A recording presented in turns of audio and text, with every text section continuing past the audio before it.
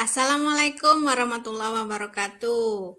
Hai semua, anak kelas 11. Jadi, kita akan belajar materi tentang hak asasi manusia dalam perspektif Pancasila part 2. Nah, di dalam hal ini kita akan mempelajari tentang kasus-kasus pelanggaran hak asasi manusia dan upaya penanganan pelanggaran kasus-kasus kaitannya dengan kasus-kasus pelanggaran hak asasi manusia. Nah, kasus pelanggaran hak asasi manusia itu terdiri menjadi dua. Ya, yang pertama, kasus pelanggaran hak asasi manusia yang bersifat berat. Yang kedua, kasus pelanggaran hak asasi manusia yang bersifat ringan. Kasus pelanggaran hak asasi manusia yang bersifat berat itu yang pertama adalah pembunuhan massal. Nah, pembunuhan massal di sini adalah contohnya genosida. Artinya, contohnya itu bisa kalian lihat.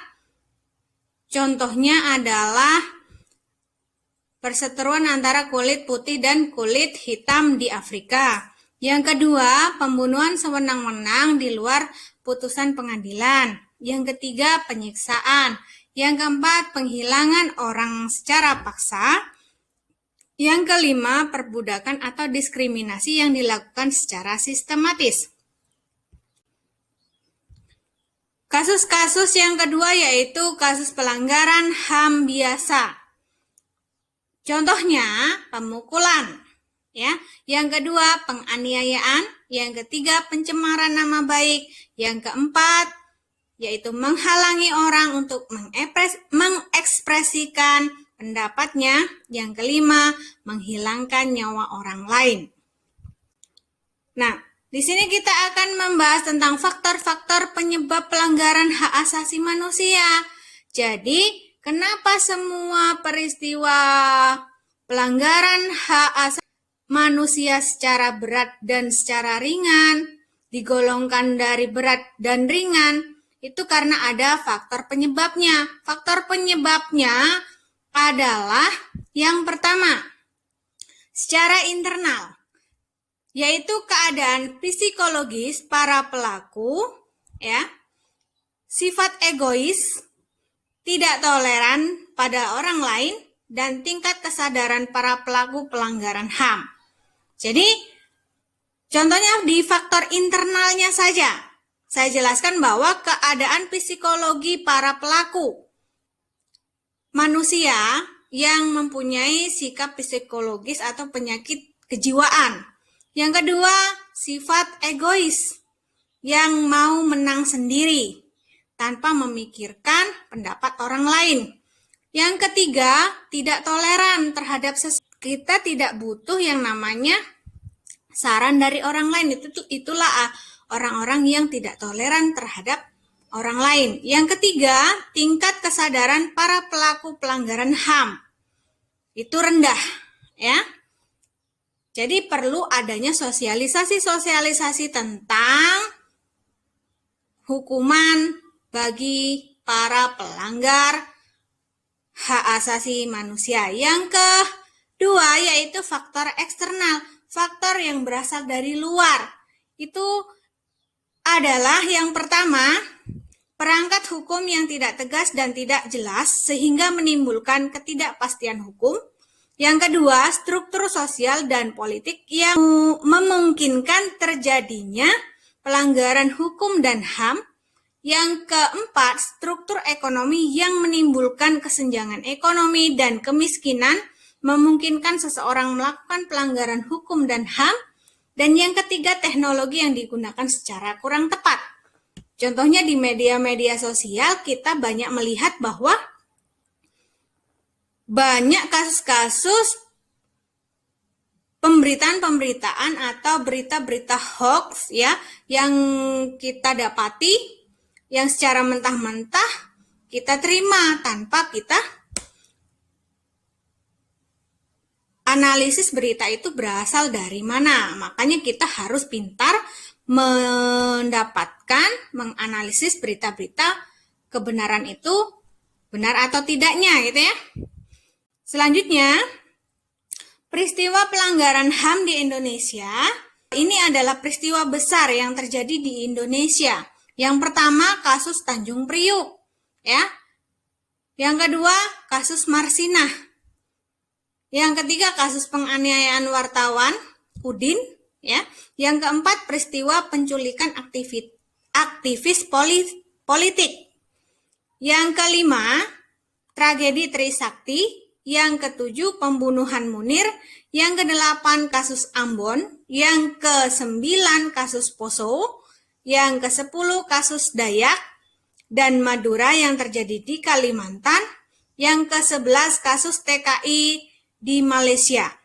Dan ke-12, aksi bom Bali yang terjadi tahun 2000. Yang ke-13 adalah kasus-kasus lainnya yang terjadi di lingkungan sekolah, di lingkungan keluarga, dan di lingkungan masyarakat sekitar. Jadi, pelanggaran HAM ya, itu tidak hanya kasus-kasus yang terjadi di sini saja, di sekitar kita saja sudah banyak gitu ya. Antara orang tua dengan anaknya, antara tetangga dengan tetangga, dan lain sebagainya, itu banyak terjadi di sekitar kita. Oleh karena itu kita harus waspada, harus paham bahwa kita tidak boleh melakukan pelanggaran-pelanggaran hak asasi manusia.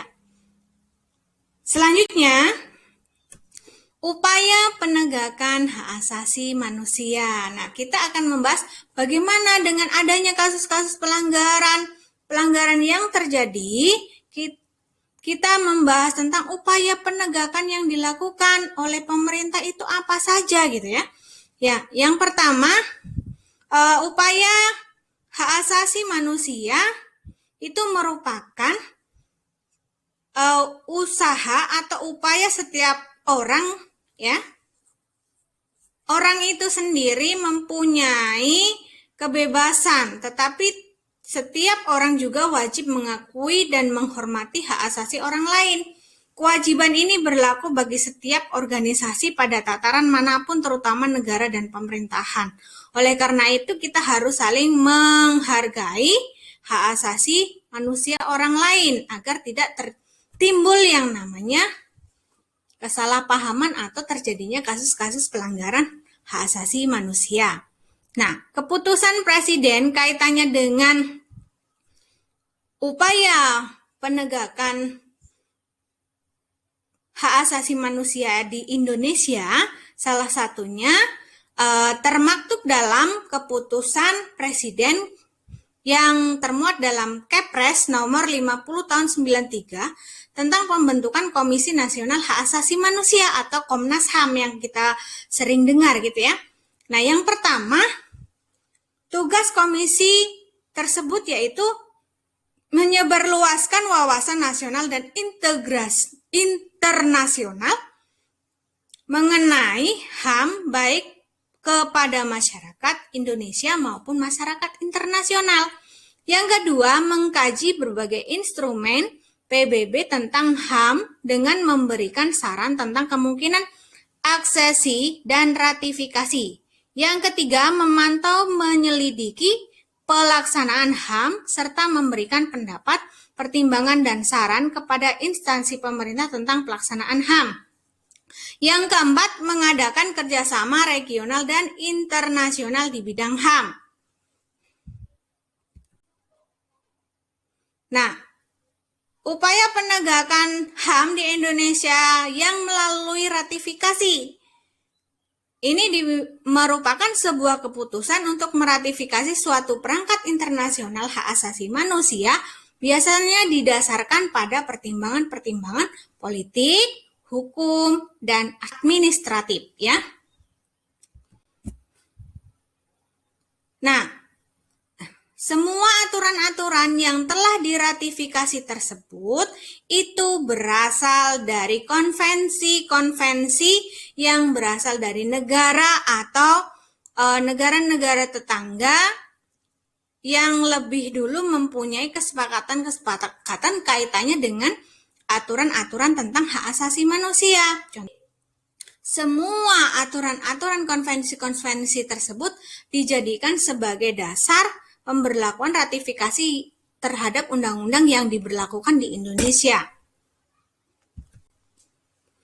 Selanjutnya, penegakan HAM di Indonesia melalui peradilan. Jadi tadi yang merupakan dari ratifikasi undang-undang yang telah lalu atau undang-undang yang berasal dari negara lain. Yang kedua, melalui peradilan. Peradilan di sini adalah pengadilan HAM adalah pengadilan khusus terhadap pelanggaran hak asasi manusia secara berat yang berada di lingkungan peradilan umum. Nah, kedudukan peradilan HAM di sini adalah berkedudukan di daerah kabupaten atau daerah kota yang daerah hukumnya meliputi daerah hukum pengadilan negeri yang bersangkutan. Contohnya di wilayah-wilayah kabupaten, ya.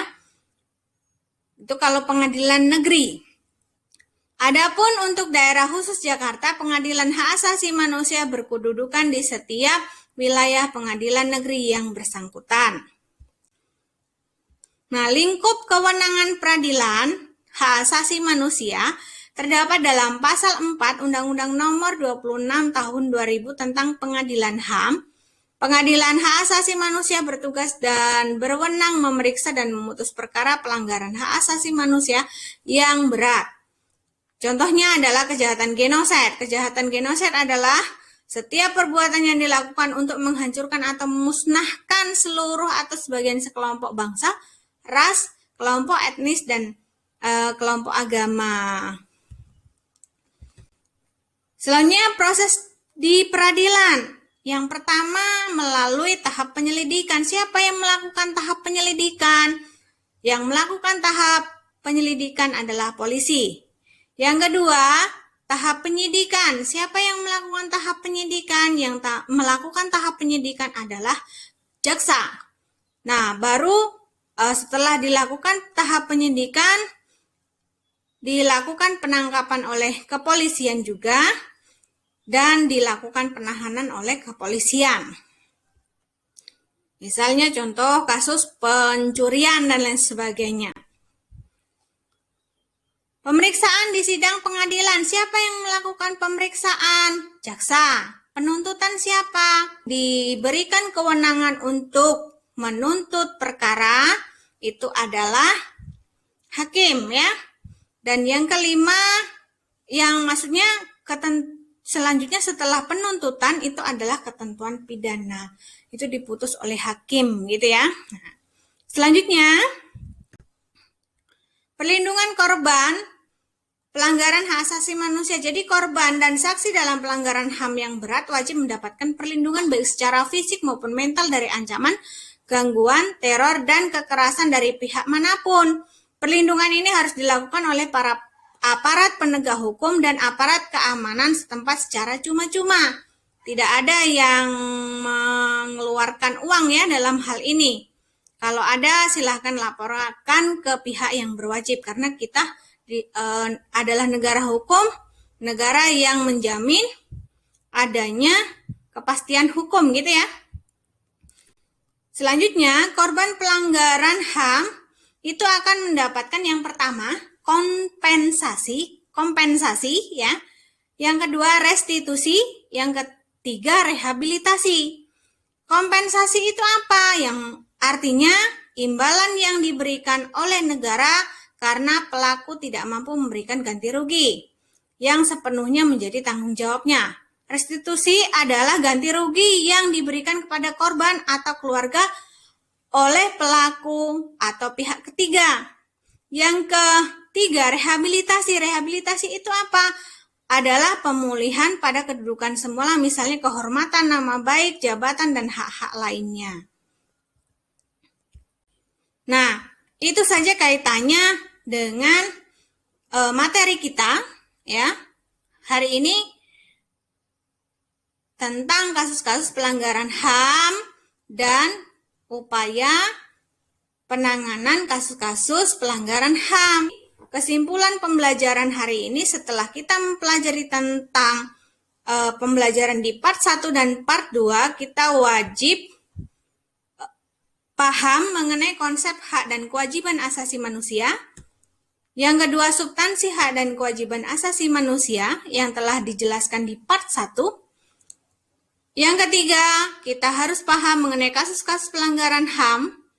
Dan yang keempat, yaitu berkaitan dengan upaya-upaya penegakan HAM, bisa dilakukan melalui ratifikasi, bisa juga melalui peradilan. Setelah itu, silahkan kerjakan kuis yang ada di layar berikut. Itu saja. Terima kasih atas perhatiannya hari ini. Semoga apa yang saya sampaikan dapat bermanfaat. Saya akhiri. Wassalamualaikum warahmatullahi wabarakatuh. Selamat belajar, selamat menjalankan aktivitas. Semoga kondisi negeri kita cepat pulih dan kita bisa bertatap muka di kelas lagi.